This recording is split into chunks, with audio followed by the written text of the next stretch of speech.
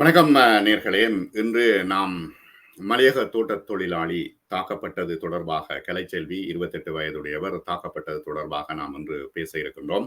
ரத்னபுரி இங்கிரிய தும்பர தோட்டத்தின் 82ஆம் பிரிவில் வசிக்கின்ற கலைச்செல்வி 28 வயதுடையவர் கடந்த 6ஆம் தேதி அன்று தோட்ட உதவி முகாமையாளர் மற்றும் காவலர்களினால் தாக்கப்பட்டிருக்கிறார்.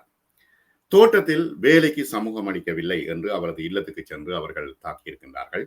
இதனை கண்டித்து மலையக சிவில் சமூக அமைப்புகள் ரத்தினபுரி நகரில் பாரிய ஆர்ப்பாட்டத்தினை மேற்கொண்டிருக்கின்றார்கள். முக்கிய கோரிக்கைகள் அடங்கிய மகஜரனை பிரதி போலீஸ் அதிபருக்கும் டிஐஜிக்கும் தொழில் திணைக்களம் மற்றும் மனித உரிமை காரியாலயம் மாவட்ட செயலாளர் ஆகியோருக்கும் அனுப்பி வைத்திருக்கின்றார்கள். தொடர்ச்சியாக தோட்ட தொழிலாளர்கள் வெவ்வேறு விதமாக வஞ்சிக்கப்படுகிறார்கள், தாக்கப்படுகின்றார்கள். அவர்களுடைய உரிமைகள் தொடர்பாக மலையகம் 200 என்று நாங்கள் இப்பொழுது பேசிக் கொண்டிருக்கின்றோம். இந்த சமயத்தில் இவ்வாறான தாக்குதல் சம்பவம் இடம்பெற்றிருக்கிறது. அது தொடர்பாகவே இன்று நாம் பேச இருக்கின்றோம். முதலில் அந்த தாக்கப்பட்ட சம்பவம் தொடர்பான காட்சிகளை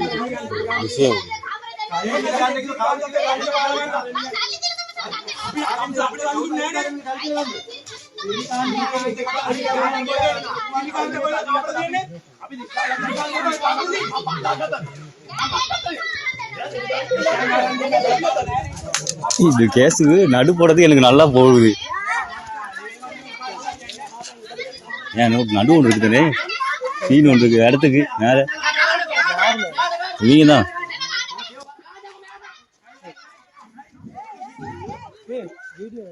பொடி அடிக்காத ரைட்ல வந்து எப்படி பாத்துக்கிறீங்க எல்லாரும்.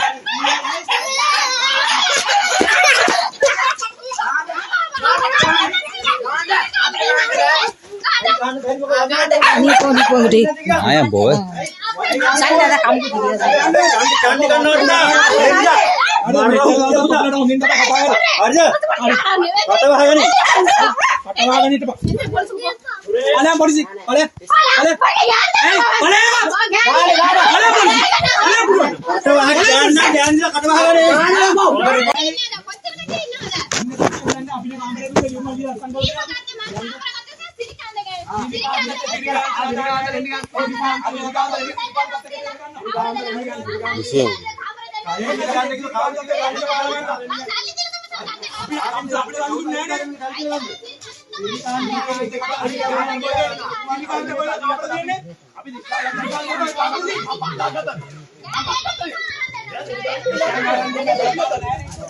இது கேஸு நடு போடுறது எனக்கு நல்லா போகுது. ஏன் நடு ஒன்று இருக்குதுனே, சீன் ஒன்று இருக்கு இடத்துக்கு மேல நீங்க தான். இந்த சம்பவம் தொடர்பாக மலையக தோட்ட தொழிலாளர்களுடைய நலன்களை தொடர்ச்சியாக அவதானித்து வருகின்ற மற்றும் அரசியல் செயற்பாட்டாளர் BA காதர் மாஸ்டர் எங்களோடு இருக்கின்றார். அவரோடு பேசுவோம். வணக்கம் சார். வணக்கம் வணக்கம். இந்த சம்பவம் எப்பொழுது நடைபெற்றது? இதனுடைய விவரங்களை நீங்கள் தெளிவாக விளங்கப்படுத்துங்க. இந்த சம்பவம் கடந்த 6ஆம் தேதி ரத்னபுர மாவட்டத்தில் உள்ள தும்பர என்ற தோட்டத்திலே நடைபெற்றிருக்கிறது. இந்த சம்பவத்தில் தாக்கப்பட்ட பெண்மணியுடைய பெயர் கலைச்செல்வி. அவருக்கு 28 வயது. கனகா அவரை அழைப்பார்கள். பிரச்சனைக்குரிய விடயம் என்னவென்றால், அவர் தோட்டத்தில் வேலை செய்யாமல் வேறொரு இடத்துக்கு சென்று வேலை செய்திருக்கிறார். இதற்காக அவரை அந்த தோட்ட நிர்வாகிகளும் காவலாளியும் வந்து அவரோடு தர்க்கித்து அவரை நிலத்தில் தள்ளி தாக்கியிருக்கிறார்கள். இப்பொழுது அவருடைய ஒரு கை காயமுற்று அவர் உடனடியாக மருத்துவமனைக்கு கொண்டு செல்லப்பட்டார். அங்கு இவர்களுடைய செல்வாக்கை பாவித்து ஒரே நாளில் டிக்கெட்டை வெட்டி இருக்கிறார்கள். அதே போல போலீஸ் நிலையத்திற்கு சென்ற போது போலீஸ் நிலையத்திலும் அந்த இவருடைய முறைப்பாட்டை எடுக்காமல் தட்டி கழிக்க முயற்சி செய்திருக்கிறார்கள். சமாதானத்துக்கான முயற்சிகள், அங்கே சமாதான பேச்சுவார்த்தைகள் நடைபெற்றிருக்கின்றன. இதை சமாதானமாக கொள்ளுங்கள், வழக்கு வம்பு என்று வேண்டாம் என்று சொல்லி ஒரு தரப்பு, போலீசும் உட்பட. ஆனால் அந்த பெண்மணி அந்த இடத்திலும் தன்னுடைய வீரத்தை காட்டியிருக்கிறார். அவர்களுக்கு பணியவில்லை. அந்த வாக்குவாதம் மிக சுவாரஸ்யமானது. அது சிங்களத்திலே நடைபெற்றது கேட்டால், அவர் சொல்லுகிறார், நான் இந்த வீட்டை காசு கொடுத்து வாங்கியிருக்கிறேன், ஆகவே நான் உங்கள் தோட்டத்துக்கு வேலை செய்ய வர வேண்டியதில்லை என்று. அப்பொழுது அந்த தோட்ட நிர்வாகி சொல்கிறார், நீ எங்களிடம் காசு கொடுத்து வாங்கவில்லை, ஆகவே தோட்டத்துக்கு வர வேண்டும் என்று சொல்லி சொல்கிறார். அப்பொழுது தான் அந்த வாக்குவாதம் நடைபெற்று அவரை பிடித்து தாக்குகிறார்கள். அப்பொழுது அவர் பாவிக்கின்ற வார்த்தை வாயை மூடு என்று சொல்லி சொல்கிறார். அந்த பெண்மணி தொடர்ந்து பேசும்போது இவர்களுடைய வாதத்திற்கு எதிர்வாதம் செய்யும் போது வாயை மூடு என்று சொல்லிவிட்டு, அவர் என்னை அச்சுறுத்தினால் நான் போலீஸுக்கு போவேன் சொன்னவுடன் அவர்கள் சொல்லுகிறார்கள், நீ போ, போலீஸுக்கு போ என்று சொல்லி எச்சரிக்கிறார்கள். ஏனென்றால் போலீஸ், அரசாங்கம் எல்லாமே ஒரு ஆளும் வர்க்கத்தின் ஒரு அங்கமாக இருக்கும்போது ஒரு நிராதரவாக்கப்பட்ட இந்த பெண்ணுடைய அவல நிலைமை தான் அது. இதற்கு எதிராகத்தான் நேற்று அந்த ஆர்ப்பாட்டத்தை அந்த சிவில் அமைப்பு ஏற்பாடு செய்திருக்கிறது. அதிலே முதல் தடவையாக இப்படியான ஒரு போராட்டம் நடைபெறுவது அங்கு ஒரு சிறந்த ஒரு விடயம். ஏனென்றால் இதுவரைக்கும் இதற்கு முன்னரும் பல நிகழ்வுகள் நடைபெற்றிருக்கின்றன. அது இந்த அளவுக்கு ஒரு வெளிச்சத்துக்கு வரவில்லை. அதனை முன்னெடுக்கின்ற அந்த சிவில் அமைப்புக்கு நாங்கள் முதலில் நன்றி கூற வேண்டும். அதில் பங்கு கொள்கின்ற உறுப்பினர்கள் அனைவருமே ஒரு வரலாற்றை படைத்துக் கொண்டிருக்கிறார்கள். அவர்களுக்கு எங்களுடைய வீர வணக்கத்தை செலுத்துவோம். இந்த இடத்துல தோட்ட தொழிலாளர்கள் காசு கொடுத்து அந்த லயன் வீடுகளை வாங்கக்கூடியதாக இருக்குதா? அப்படியா அங்க உள்ள நிலைமைகள் இருக்கின்றன? இல்லை. இது என்ன பிரச்சனை என்றால், இது ஒரு நவீன அடிமைத்தனத்தின் ஒரு தொடக்க புள்ளியே இதுதான். என்னென்றால் 1823 கோப்பி தோட்டம் மலையகத்தில் உருவாக்கப்பட்ட பிறகு 1970களிலே அழிந்த பிறகு தேயிலை தோட்டங்கள் அந்த இடத்தை பிடித்து இன்னும் விரிவடைந்து சென்ற பின்னர் இந்த தொழிலாளர்களை ஒரு நவீன அடிமைகளாக இந்தியாவிலிருந்து கொண்டு வந்து ஏனைய சமூகங்களிடமிருந்து அவர்களை அந்நியப்படுத்தி தனிமைப்படுத்தி அவர்களை தோட்டத்திலே ஒரு சிறை கைதிகளை போல ஒரு கைதி தொழிலாளர்களாக வைத்திருந்தார்கள். எப்படி என்றால், அங்கே ஒரு டெஸ்பாஸ் என்று சொல்லி ஒரு சட்டம் இருந்தது. யாராவது வெளியால் உள்ளே போக முடியாது, தங்க முடியாது. மற்றது, அவர்களுக்கு மனித குலமே தலை குனிய வேண்டும், அதை ஒரு வீடு என்று சொல்வதற்கு அவ்வளவு 12க்கு 10 அடி ஒரு அறை, அது 2ஆக மறைக்கப்பட்டிருக்கும். ஒன்று குசினி என்று சொல்வார்கள், மற்றது வாழ்வதற்கு படுப்பதற்கு எல்லாமே அதுதான். அதிலே தான் பெற்றோர்களும் பருவம் வந்த பெண்களும் நோயாளிகளும் வயதுபர்களும் அதிலே தான் பிறந்த குழந்தைகளும் அதிலே தான் படுக்க வேண்டும். அந்த ஒரு அறையிலே தான் அவர்கள் படுக்க வேண்டும். இப்படித்தான் அவர்களுடைய வாழ்க்கை தொடர்ந்தது. அதுவும் ஒரு தனி அறை அல்ல, ஒரு தொடர் வீடுகள். அதைத்தான் லயன் அறைகள் என்று சொல்வார்கள். இது கிட்டத்தட்ட 100 வருடம் பழமை வாய்ந்தது. இதுல என்ன பிரச்சனை என்றால், அந்த வீட்டிலே அவர்கள் வாழ வேண்டுமானால் அவர்கள் அந்த தோட்டத்திலே வேலை செய்ய வேண்டும். இல்லை என்றால் அவர்களை வெளியேற்றுகின்ற உரிமை அந்த தோட்ட நிர்வாகத்திற்கு இருக்கிறது. ஆகவே இந்த தோட்ட தொழிலாளர்களுக்கு வழங்கப்படும் சம்பளம் அடிமாற்று சம்பளம். அவர்களை ஒரு நிற்கதியான நிலையிலே வைத்துக் கொண்டுதான். ஏனென்றால் அந்த இடத்தை விட்டு அவர்களுக்கு சென்றால் வெளியிலே சுற்றுவர இருப்பது சிங்கள கிராமங்கள், மொழி தெரியாது, வேறு எந்த தொழிலும் தெரியாது, அவர்களுக்கு படிப்பறிவில்லை. ஆகவே அவர்கள் வெளியிலே சென்று இன்னொரு வாழ்க்கையை தொடங்குவதற்கு அவர்களுக்கு முடியாது. அப்படியான ஒரு ஏனைய சமூகங்களிலிருந்து அவர்களை பிரித்து தனிமைப்படுத்தி அந்த வீட்டுக்குள்ளே, அது வீடு என்ற பெயரிலே இருக்கின்ற ஒரு சிறைச்சாலை, அதிலே சிறை வைக்கப்பட்டிருக்கிறார்கள். அந்த மக்கள் அந்த தோட்டத்திலே வேலை செய்யாவிட்டால் அவர்களுக்கு எதுவுமே இல்லை. அந்த தோட்டத்திலே வேலை செய்தால்தான் மற்றவர்களுக்கெல்லாம் மருத்துவமனைக்கு போய் சுகமில்லாவிட்டால் மருந்து எடுக்க முடியும், ஆனால் இவர்களுக்கு முடியாது. தோட்டத்தில் இருக்கின்ற டிஸ்பென்சரிகளிலே தான் எடுக்க வேண்டும். முன்னர் படிப்பும் கூட ஒரு நீண்ட காலம் அவர்களுக்கு படிப்பே இருக்கவில்லை. பிற்காலத்திலே 5ஆம் வகுப்பு வரைக்கும் ஒரு ஆசிரியர் கொண்ட 5 வகுப்பு பாடசாலை இருந்தது. அதுவும் தோட்டத்துக்குள்ளே தான். ஆகவேதான் தோட்டத்திலே பிறந்து, தோட்டத்திலே வேலை செய்து, தோட்டத்திலே இறந்து, தோட்டத்திலே எருவாகின்ற அந்த தேயிலை செடிகளுக்கு எருவாகின்ற வாழ்க்கை தான் அவர்களுடையதாக இருந்தது. இப்பொழுது அது சற்று மாறுபட்டிருக்கிறது. இந்த பிரைவேட்டைசேஷனுக்கு பிற்பாடு பல விஷயங்கள் ஒரு ட்ரஸ்ட் என்று சொல்லப்படுகின்ற இன்னொரு இவர்களுடைய ரத்தத்தை குடிக்கின்ற இன்னொரு அமைப்பு ஒன்று உருவாக்கப்பட்டு அதனிடம் கொடுக்கப்பட்டிருக்கிறது. இப்பொழுது பாடசாலைகள் ஏதோ ஒரு வழியிலே தேசியமயமாக்கப்பட்டு பொது நீரோட்டத்திற்கு வந்தாலும் இவர்களுடைய கல்வி பல்வேறு வகையிலே நசுக்கப்படுகிறது, பாரபட்சம் இருக்கிறது. இது அனைத்தையும் விட இன்னும் அந்த வீடுகள் அவர்களுக்கு சொந்தமாக்கப்படவில்லை. அவர்களுக்கு ஒரு அங்குலம் நிலம் கூட கிடையாது. இப்பொழுது என்ன நடக்கிறது என்றால், தோட்டங்களிலே அவர்களுக்கு கொடுக்கின்ற அந்த சம்பளம் இன்றைக்கு 1000 ரூபாய் ஒரு நாளைக்கு கொடுக்கப்படுகிறது. நாங்கள் கணக்கு பார்க்கும்போது எங்களுக்கு வெளியாட்களுக்கு எப்படி விளங்கும் என்றால், ஒரு நாளைக்கு 1000 என்றால் 30 நாளைக்கு 3000, ஒரு 30,000 ரூபாய் இவர்களுக்கு. ஆனால் அப்படி அல்ல.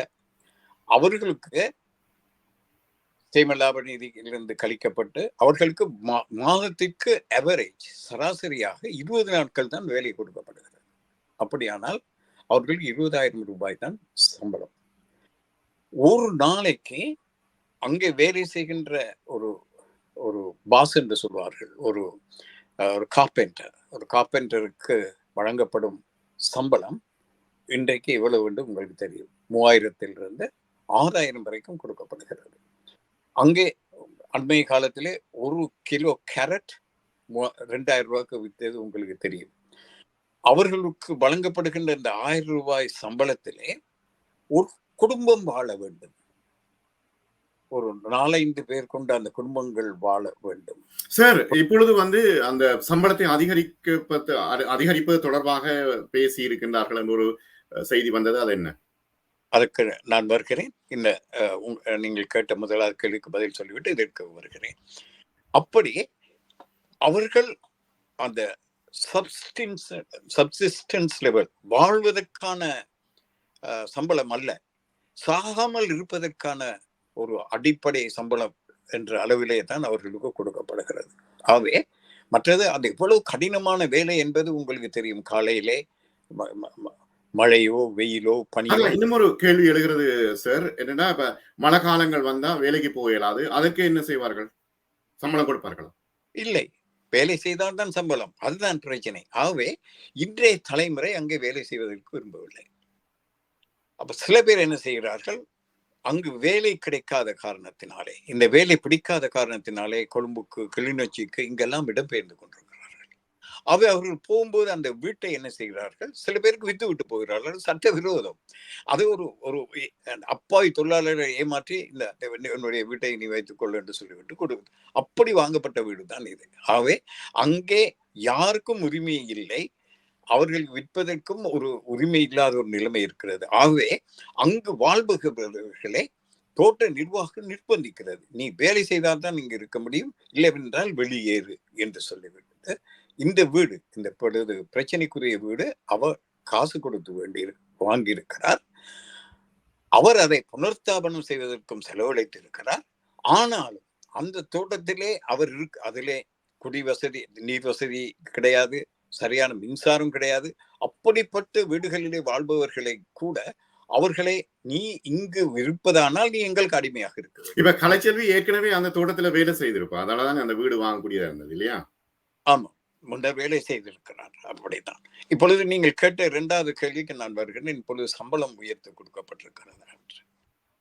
இந்த தேர்தல் காலங்களிலே பல வாக்குறுதிகள் கொடுக்கப்படும்.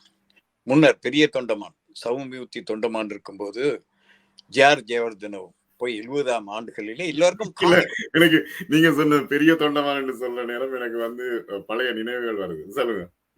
அவர்தான். அவரே இப்படி இந்த ஏமாற்று வித்தையை கற்றுக் கொடுத்தவர்களே அவரும் ஒருவர். அவர்கள் ஒரு பிரமாண்டமான ஒரு நிகழ்வை நடத்தினார்கள்.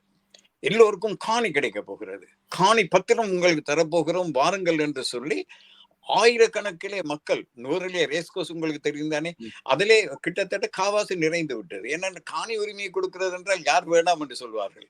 நோட்டீஸ் அடித்து கொடுத்தார்கள், உங்களுக்கு கொடுக்கப்படும் காணி பத்திரத்தின் நகல் இது என்று சொல்லி கடைசியாக தமிழிலே அச்சடித்து கொடுக்கப்பட்டிருக்கிறது. இன்று வரைக்கும், அதாவது 70ஆம் ஆண்டு கொடுக்கப்பட்டது அந்த நகல் காணி பத்திரம். இன்று வரைக்கும் அந்த பத்திரத்தின்படி ஒரு அங்குல நிலம் கூட கொடுக்கப்படவில்லை. ஆனால் 1994 சந்திரிகா அரசாங்கத்தின் கீழே நாங்கள் இருந்த சில காலத்திலே ஒரு ஒப்பந்தம் ஒன்று செய்து கொள்ளப்பட்டது, ஒரு வாய்மொழி ஒப்பந்தம். அதன்படி 7 பர்ச்சேஸ் காணி வீடு கட்டுவதற்கு கொடுக்கப்படுகிறது. இதுதான் தோட்ட தொழிலாளர்களுக்கு கிடைக்கின்ற விஷயம். அதுவும் எல்லாருக்கும் கிடைத்ததாக இல்லை. இன்று வரைக்கும் அது ஆமை வேகத்தில் நகர்ந்து கொண்டிருக்கிறது. இதுதான் லட்சணம். நீ சம்பளத்தை பற்றி பேச நீங்கள் கேட்ட கேள்விக்குத்தான் பதில் சொன்னேன். அதே போல இப்ப தேர்தல் நேரத்திலே தொண்டமான் கேட்டதுக்காக அல்ல, அல்லது ஏனைய பாராளுமன்ற உறுப்பினர்கள் கேட்டதற்காக அல்ல, திடீரென்று ரணில் சொல்கிறார், இது தொழில் அமைச்சு கெசட் பண்ணி இருக்கிறது, உங்களுக்கு ஒரு நாளைக்கு 1700 ரூபாய் சம்பளம். உடனே தோட்ட நிர்வாகம் அதை ஏற்றுக்கொள்ள வேண்டும் என்பது இல்லை. அவர்கள் உடனே போர்க்கொடி தூக்கியிருக்கிறார்கள். அவ்வளவு எங்களுக்கு கொடுக்க முடியாது என்று சொல்லி அவர்கள் போர்க்கொடி தூக்கியிருக்கிறார்கள். இதற்கு முன்னரும் இப்படித்தான். இந்த 1000 ரூபாய் சம்பளம் கெசட் பண்ண பிறகு நீதிமன்றம் போய் அதுக்கு பிறகு 4 வருடம் இழுபட்டுதான் அவர்களுக்கு இந்த சம்பளமே கிடைத்தது. அதுவும் சில தோட்டங்களிலே இன்னும் சரியாக கொடுப்பதில்லை. ஒரு பக்கத்திலே கொடுத்தால் இன்னொரு பக்கத்திலே அவர்கள் செய்ய வேண்டிய வேலையின் அளவை கூட்டி விடுகிறார்கள், பறிக்க வேண்டிய கொழுந்தின் நிறைய கொடுத்து விட்டிருக்கிறார்கள். இப்படித்தான் அங்கே அந்த மக்கள் இன்னும் அந்த அடிமை மனோபாவம் மாறவில்லை. அவர்களை நடத்துகின்ற அந்த அடிப்படை அந்த பொறிமுறை இன்னும் மாறவில்லை. இப்ப என்ன பிரச்சனைன்னா, தோட்டங்கள் நஷ்டத்துல இயங்குகிறதா? நீங்க பார்த்த அளவில், ஏன்னா உங்களுக்கு மிகப்பெரிய அனுபவம் இருக்கிறது. ஏன் தோட்ட தொழிலாளர்களுக்கான சம்பளத்தை உயர்த்த முடியவில்லை, ஏன் அவர்களுக்கான வசதிகளை செய்ய முடியவில்லை என்ற கேள்விக்கு என்ன பதில்? உண்மையிலே எப்பொழுதும் இவர்கள் சொல்லுகின்ற காரணம், எங்களுக்கு தோட்டம் லாபம் போதாது, லாபத்தை எங்களால் இந்த சம்பளத்தை கொடுத்தால் தோட்டம் நட்டத்திலே இயங்கும் என்பதுதான். நீங்கள் அந்த வந்திருந்தவர்களுடைய அந்த உடல் பருமனை நீங்கள் பாருங்கள். அந்த பெண் இவ்வளவு ஒல்லியாக இருக்கிறார், அவருடைய ரத்தத்தை உறிஞ்சி குடிக்கின்ற அந்த அட்டைகள் எவ்வளவு கொழுப்பாக இருக்கின்றது என்று. இவர்கள் நஷ்டத்தில் தோட்டம் இயங்கி வறுமையிலே வாடிக்கொண்டிருக்கிறார்களா இந்த நிர்வாகிகள்? அவர்கள் வாழ்கின்ற பங்களாக்கள், அவருடைய சொகுசுகள், இந்த கம்பெனிகள் இப்பொழுது ஒரு பெரிய ஒரு சந்திரிகா ஆட்சி காலத்தில் தான், இந்த சிறிமாவு பண்டார காலத்தில் தொடங்கிய அந்த தனியார் மயமாக்கல் சந்திரிகா காலத்திலே வேறு வடிவமாக உருவாக்கப்பட்டது. 27 கம்பெனிகள் என்று நினைக்கிறேன். அவர்களுக்கு நிர்வாகம் செய்வதற்கு கொடுக்கப்பட்டிருக்கிறது. இதை தவிர அவர்களுக்கு மானியமும் கொடுக்கப்படுகிறது. இந்த தோட்டத்தை நிர்வகிப்பதற்கு மானியமும் கொடுக்கப்படுகிறது. அதை வைத்துக் கொண்டு அவர்கள் கொள்ளை லாபம் அடிக்கிறார்கள். மற்றது, இந்த தோட்டத்துறையை, இந்த உலகத்திலே மிகவும் தரமான தேயிலை 2 இடங்களில் தான் இருக்கிறது. ஒன்று இமயமலை அடித்தளத்திலே இருக்கின்ற அசாம் பகுதியில் இருக்கின்ற டேர்ஜிலிங், அடுத்தது இலங்கை. இலங்கை தேயிலையின் தரம் இன்னும் வித்தியாசமானது. ஒவ்வொரு பகுதியிலும் ஒவ்வொரு வித்தியாசமான தேயிலைகள் இருக்கும். உலகத்திலே தரம் கூடிய தேயிலை இலங்கையில் தான் இருக்கிறது. இன்று தேயிலை தேநீர் பருகின்றவர்களுடைய தொகை குறையவில்லை, கூடித்தான் இருக்கிறது. அப்படியானால் தேயிலை விற்பனை கூடித்தான் இருக்க வேண்டும். இவர்கள் என்ன செய்கிறார்கள் என்றால், இந்த ஊழல் மிக்க வியாபாரிகள் இலங்கையின் தரமிக்க தேயிலையை வைத்துக்கொண்டு இந்தியாவிலே இருந்து தரம் குறைந்த தேயிலையை இலங்கைக்கு இறக்குமதி செய்கிறார்கள். நாங்கள் ஏற்றுமதி செய்யும் நாடு, அதை கலந்து இலங்கை தேயிலை கலக்கப்பட்டுள்ளது என்று சொல்லி வெளிநாடுகளுக்கு விற்கிறார்கள். அவை இலங்கையில இந்த மார்க்கெட்டிங் விஷயத்திலே சில மோனோபோலிஸ் இருக்கிறது. இவர்கள் ஒரு கள்ளத்தனமாக அந்த விஷயத்தை செய்கிறார்கள். இதன் மூலம் அவர்கள் இன்னும் கொள்ளை லாபம் அடிக்கிறார்கள். இலங்கையை இந்த கலந்து கொடுப்பதே ஒரு நியாயமான விலைக்கு போகிறது.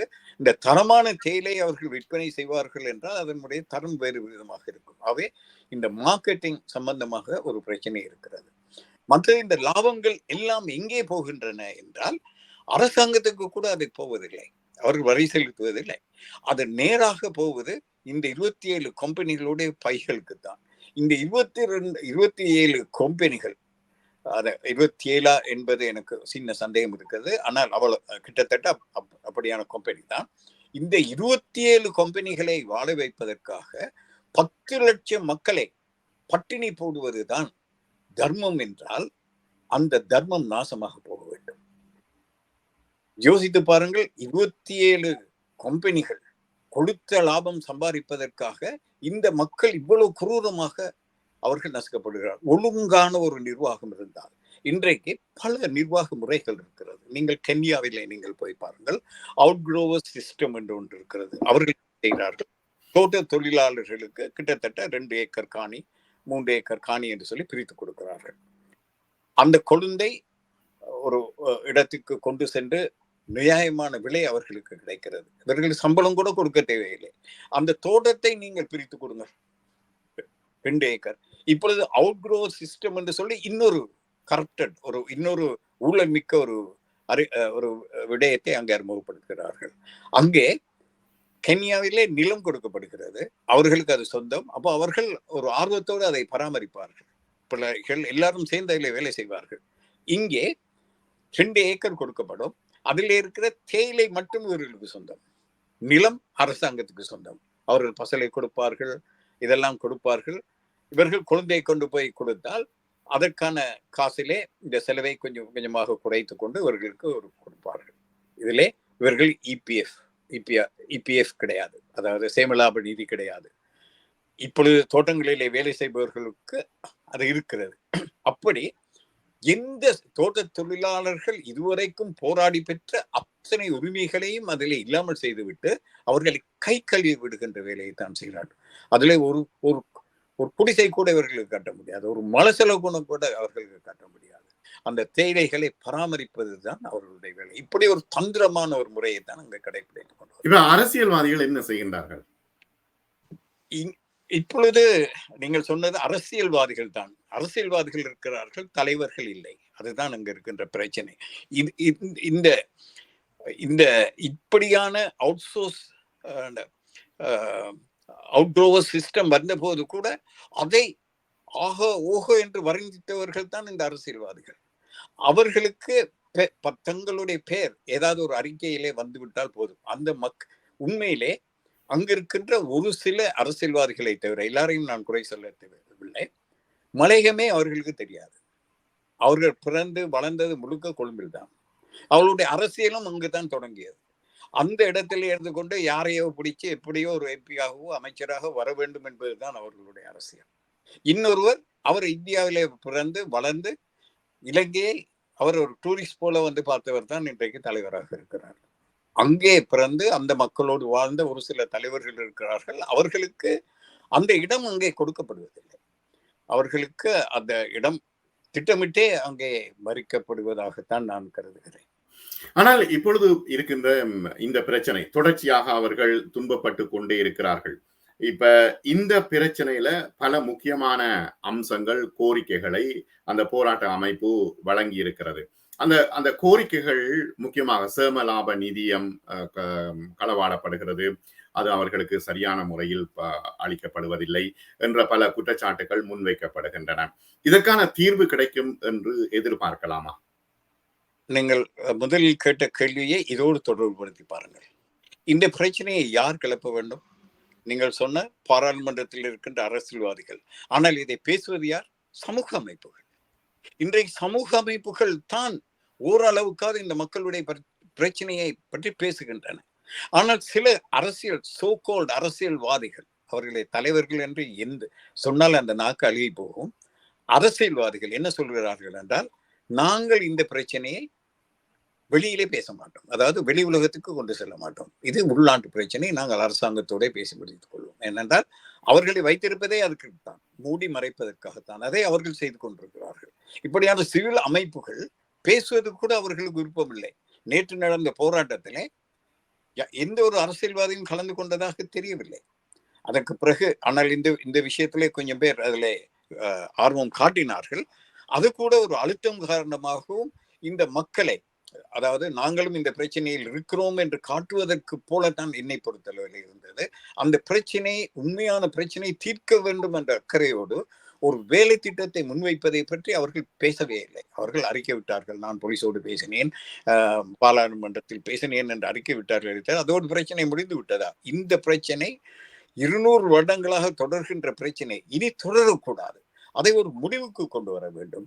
அதுக்கு இந்த சிவில் அமைப்புகளோடும் ஒன்று சேர்த்து, உண்மையிலே இவர்களுக்கு ஒரு பெரிய பங்கு இருக்கிறது. பாராளுமன்றத்தில் இருக்கின்ற அரசியல்வாதிகளுக்கு நான் திரும்பவும் அண்டர்லைன் பண்ணுகிறேன், அவர்களை தலைவர்கள் என்று நான் சொல்ல மாட்டேன், தலைவர்கள் அல்ல, அரசியல்வாதிகள் பாராளுமன்றத்தில் இருக்கிறார்கள். அவர்களுக்கு ஒரு கடமை இருக்கிறது. அவர்கள் தலைவராக மாற முடியும். அது எப்படி தலைவராக மாற முடியும் என்றால், இந்த மக்களுடைய பிரச்சனைக்காக உண்மையிலே அர்ப்பணிக்க வேண்டும். இந்த தேர்தல் வந்தால் எந்த கட்சியிடம் பேரம் பேசி எந்த பக்கத்திலே பின்புறமாக கை நீட்டி வாங்குவது என்பதல்ல. அந்த அரசியல் தான் இப்பொழுது நடந்து கொண்டிருக்கிறது. பாராளுமன்றம் என்பது இன்றைக்கு ஒரு பெரிய பிசினஸ். அந்த பிசினஸ்ல இவர்கள் எல்லாம் பணம் சம்பாதிப்பதற்காக போகிறார்கள். இப்பொழுது சில ஆசனங்கள் எவ்வளவு கோடிகளுக்கு விலை போயிருக்கிறது என்று சொல்லி நீங்கள் அறிந்தால் நீங்கள் ஆச்சரியப்படுவீர்கள். அப்படி மலையத்தில் இருக்கிற சில ஆசனங்கள் கூட விற்கப்பட்டிருக்கிறது சில பேருக்கு, வசதி உள்ளவர்களுக்கு. உண்மையான பிரதிநிதிகள் எங்கே அங்கே வருவார்கள்? நீங்கள் கேட்ட கேள்விக்கு பதில் கேட்கிறேன். இவர்கள் என்ன செய்கிறார்கள் என்று. இப்படி வந்தவர்கள் எப்படி பேசுவார்கள்? பணத்திற்காக வந்து, பணத்தை சம்பாதிப்பதற்காக வந்தவர்கள் மக்களுடைய பிரச்சனையை பற்றி பேச வேண்டும் என்று என்ன இருக்கிறது? அவர்கள் போட்ட காசை எடுக்க வேண்டும் அவர்கள். ஆனால் மக்கள் வாக்களித்து தானே வருகின்றார்கள். இதுதானே, அதுதான் 5 வருடத்துக்கு ஒருக்கா ஒரு வாக்கு இருக்கிறது, போட்டுத்தான் ஆக வேண்டும். மலையகத்திலே பிரியதாஸ் என்று சொல்லி ஒரு இருந்தார், UNPயில வெற்றி பெற்றார். அவருக்கு இருந்த தகுதி, அவர் மலையகத்தில் மிக கூடுதலான பார் வைத்திருந்தார். அவர் அந்த சாராயம் கொடுத்தே வந்தார். மக்கள் ஓட் போட்டார்கள் தானே. எதுக்காக ஓட் போட்டார்கள்? சாராயத்துக்காக போட்டார்கள். சில பேர் சாதிக்காக போடுவார்கள். இந்த மேற்கத்திய நாடுகளிலே போடப்படுகின்ற மக்கள் வாக்கை போடுவதில்லை பெரும்பாலானவர்கள். அவர்களுக்கு இந்த அமைப்பின் மீதே ஒரு அருவருப்பு வந்திருக்கிறது. ஆனால் இங்கே எல்லாம், இப்பொழுது ஆசியாவிலே எல்லாம் நடக்கின்ற தேர்தல் எல்லாம் உண்மையான மக்கள் கருத்தை பிரதிபலிக்கிறதாக நீங்கள் கருதுகிறீர்களா? ஒரு நாட்டை காட்டுங்கள். அதெல்லாம் ஒரு மெனிப்புலேட்டிவ் பாலிடிக்ஸ் அங்கே இருப்பதெல்லாம். அவர்கள் எப்படி அந்த சிஸ்டத்தை பயன்படுத்தி கொண்டு தாங்கள் வரலாம் என்பதை அவர்கள் பார்ப்பார்கள். சில இடங்களிலே, இப்ப இந்தியாவிலே இப்பொழுது மதவாதம் மேற்கொள்கிறது. ஏனைய நாடுகளிலும் ஜனநாயகம் என்றால் அதற்கெல்லாம் இடமில்லை தானே. அது ஒரு உயர்ந்தபட்ச ஜனநாயகம் உள்ள நாடுகளிலே இதுக்கெல்லாம் இடம் கிடையாது. ஆனால் இன்று இப்படித்தான் நடந்து கொண்டிருக்கிறது. ஆசிய நாடுகளிலே இருக்கின்ற இந்த சோகால் ஜனநாயகம் என்பது ஒரு ஒட்டப்பட்ட ஒரு போலியான ஒரு அமைப்பு முறை. அப்படித்தானே இருக்கிறது. ஆனால் என்னன்னா, சமூக ரீதியாக ஓரளவு படித்த இளைஞர்கள் மலையகத்தில் வந்திருக்கின்றார்கள், கொஞ்சம் யோசிக்கக்கூடிய இளைஞர்கள் வந்திருக்கின்றார்கள், சமூகத்தை பற்றி சிந்திக்கக்கூடிய இளைஞர்கள் வந்திருக்கின்றார்கள் என்ற ஏதாவது ஒரு ஒளிக்கீட்டு தென்படுகிறதா? நிச்சயமாக இருக்குது. அதைத்தான் நாங்கள் பார்க்கிறோம். சமூக அமைப்புகள் இன்று போராடத் தொடங்கி இருக்கின்றன. இந்த சமூக அமைப்புகள் வலுப்பெற்று வர வேண்டும். வரும்போது இந்த நிலைமையிலே ஒரு சிறிய மாற்றத்தை கொண்டு வர முடியும் அவர்களால். அவர்கள் தான் இதை தூக்கி பிடிக்கிறார்கள். அங்கும் ஒரு விஷயம் இருக்கிறது. என்னென்றால், இந்த என்ஜிஓக்களுடைய வருகை. என்ஜிஓக்கள் 2 வகையாக அங்கே இருக்கின்றன. ஒன்று, அவர்கள் உண்மையான அக்கறை இருக்கிறது, அவர்கள் அதற்கு விலை போகாமல், கரப்ட் ஆகாமல் தங்களுடைய பணியை செய்கின்றவர்கள் இருக்கிறார்கள். இன்னும் சில பேர் காசுக்காக. இந்த என்ஜிஓடைய மனோபாவம் எந்த அளவுக்கு பாதித்து இருக்கிறது என்றால், மக்களுக்கு நீங்க உண்மையான நோக்கத்தோடு மலையகத்துக்கு போய் ஏதாவது ஒரு வேலை செய்ய வேண்டுமானால், ஒரு கூட்டத்தை கூட்ட வேண்டுமானால், நீங்க அவருக்கு பஸ்ஸுக்கு காசு கொடுக்க வேண்டும், சாப்பாடு கொடுக்க வேண்டும், சம்பளம் கொடுக்க வேண்டும். உன்னுடைய உரிமைக்காக நீ பேசுவதற்கு நான் காசு கொடுக்க வேண்டுமா? இப்படி ஒரு நிலைமை வந்து கொடுத்தாதான் பேசுவேன் என்ற நிலைமைக்கு அவர்களை மலங்கடிக்க வைத்திருக்கிறது சில என்ஜிஓக்கள். நான் எல்லாவற்றையும் குற்றம் சொல்லவில்லை. இந்த என்ஜிஓ மனோபாவம் ஒன்று இருக்கிறது. ஆகவே இவர்கள் உண்மையாக வேலை செய்கின்ற யாராவது வந்தாலும் கூட, இப்பொழுது எங்களுக்கு அந்த உண்மையாக வேலை செய்வதற்கு யாராவது வந்தால் கூட, இவன் ஏதோ காசுக்காக தான், எங்கேயோ இவனுக்கு காசு வருகிறது, ஆகவே தான் பேசுகிறார் என்று நினைக்கின்ற அளவுக்கு அவர்கள், அந்த அளவுக்குத்தான் அவர்களுடைய சிந்தனை இருக்கிறது. ஏனென்றால் ஏதோ கிடைக்க வேண்டும், கிடைக்காவிட்டால் எங்களுக்கு தராமல் இவர் பாக்கெட்டில் போட்டுக் கொள்கிறார் என்று சொல்லி நினைக்கின்ற ஒரு மனோபாவம் வந்திருக்கிறது. அதை மீறி கொண்டு இந்த சமூக அமைப்புகள் செயல்படுவது மிகவும் பாராட்டத்தக்க ஒரு விடயமாக இருக்கிறது. இப்ப எத்தனை வீதம் கல்வி அறிவு வந்துட்டுது சார் கிட்டத்தட்ட உங்களுடைய பார்வையில? இன்று இன்று இருக்கின்ற ஒரு கடைசியாக எனக்கு கிடைத்திருக்கின்ற புள்ளி விவரத்தின்படி ஒரு 35% கல்வி கற்றவர்களாக இருக்கிறார்கள். அது ஒரு உத்தேசமானதுதான், சரியான துல்லியமான கணக்கு இல்லை. ஆனால் இன்றைய தலைமுறை அவ்வளவு பேரும் படிக்கிறார்கள், ஏதோ ஒரு அளவுக்கு படிக்கிறார்கள். முன்னரை போல அந்த 100% இல்லிட்ரேட், அதாவது 100% படிப்பறிவற்றவர்கள் என்ற நிலைமை மாறி இப்பொழுது அந்த புதிய தலைமுறை ஒரு படித்த தலைமுறையாகத்தான் வந்து, அதுதான் இவர்களுக்கு பெரிய தலையீடியாக இருக்கு. இந்த படித்த தலைமுறைக்கு அந்த பழைய அந்த அடிமை முறைக்குள்ளே அவர்கள் போவதற்கு தயாராக இல்லை. ஆனால் அவர்கள் என்ன செய்கிறார்கள் என்றால், அதற்கு எதிராக போராடாமல் அதை விட்டு வெளியே வந்து இன்னொரு விதமான அடிமைத்தனத்துக்குள்ளே போகிறார். கடையிலே போய் அங்கே போய் அவர்களுக்கு இபிஎஃப்பும் கிடையாது, ஒன்றும் கிடையாது. ஒரு உதிரிகளாக சிதைந்து போய்கொண்டிருக்கின்ற ஒரு அவலம் தான் அங்கே தெரிகிறது. மலையகத்தை விட்டு வெளியில போக வேணும் என்ற ஒரு மனநிலையோடு அந்த இளைஞர்கள் இருக்கிறார்கள் என்று சொல்ல வாரீங்களா? ஏன்னா அங்க வர்ற கஷ்டம், அந்த இந்த விஷயங்களை விட்டு தாங்கள் வெளியேற வேண்டும் என்ற மனநிலையோடு இருக்கின்றார்களா? ஒன்று, ஒரு கௌரவம் இருக்கிறது தானே. இப்பொழுது நீங்கள் செய்கின்ற ஒரு தொழிலுக்கு ஒரு கௌரவம் இருக்க வேண்டும். இங்கே நீங்கள் பாருங்கள், முடிவெட்டுகின்ற ஒருவருக்கு எவ்வளவு மரியாதை இருக்கிறது. ஒரு அவரை பியூட்டிஷியன் என்று சொல்கிறோம். இங்கே ஒரு சலூன் இருக்கிறது, அங்கே முடிவெட்டுவதாக இருந்தால் 250 பவுன் அந்த ஃபேமஸ் இவர் வந்து வெட்டுவதாக இருந்தால் 3 மாதம் கியூல இருக்க வேண்டும். அவ்வளவு பிஸியாக இருக்கிறது. அப்படி அது ஒரு கலையாக பார்க்கப்படுகிறது, தொழிலாக பார்க்கப்படுகிறது. இங்கே குப்பை அழுபவர்களை நாங்கள் குப்பை கொட்டி என்றா சொல்கிறோம். அவர்களுக்கு வழங்கப்படுகின்ற சம்பளம் அதுக்கு சரியா கடும் போட்டி இங்கே நிலவுகிறது. யூகேல இருந்து கொண்டு நாங்கள் பேசுகிறோம். அங்கே அந்த தொழிலுக்கு என்ன கௌரவம் இருக்கிறது? மற்றது ஏதாவது ஒன்று இருக்கணுமே. ஒன்று சம்பளம் அதிகமாக இருக்க வேண்டும், அல்லது கௌரவம் இருக்க வேண்டும். ரெண்டுமே இல்லை. ஒரு அடிமைத்தனத்தை யார் விரும்புவார்கள்? அவை அந்த நிலைமையை மாற்றினால் நிச்சயமாக அது நவீனமயமாக்கப்பட்டால் கட்டாயமாக மக்கள் வேலை செய்வார்கள். அந்த இன்றைக்கு அது ஒரு விவசாயம், ஒரு விவசாய கைத்தொழில் என்ற நிலைமைக்கு அதை கொண்டு வருவார்கள் என்று சொன்னால், இன்றைக்கு வயலிலே வேலை செய்வதில்லையா? டிராக்டர்களை போட்டு மக்கள் வேலை செய்வதில்லையா? அது ஒரு தொழிலாக வளரவில்லை. அது போல இது வளரும். இதை இன்னும் பழைய பாணியிலே வைத்திருக்கவர்கள் நினைப்பது இவர்களுடைய வங்குரோத்துத்தனம். ஏனென்றால் இந்த கம்பெனிகளுக்கு அதுதான் ஆதாயம். அதை மாற்றுவதனால் நிச்சயமாக அந்த தொழிலும் வளரும், இந்த மக்களும் விரும்புவார்கள், ஒரு பகுதியினர் வளருவார்கள். உண்மையான நிலைமை, இப்பொழுது இருக்கின்ற நிலைமை என்னவென்றால், இங்கே இந்த நவீன அடிமைத்தனத்துக்குள்ளே மக்கள் வாழ விரும்பவில்லை. அவர்கள் அதற்கு எதிராக போராடுவதற்கு பதிலாக அதிலே போய் அந்த சொல்லுவார்களே, from the frying pan into fire என்று சொல்லி, அதாவது சட்டியிலிருந்து அடுப்புக்கு விழுந்தது போல இன்னும் தனிப்பட்ட முதலாளிகளுடைய அடிமைகளாக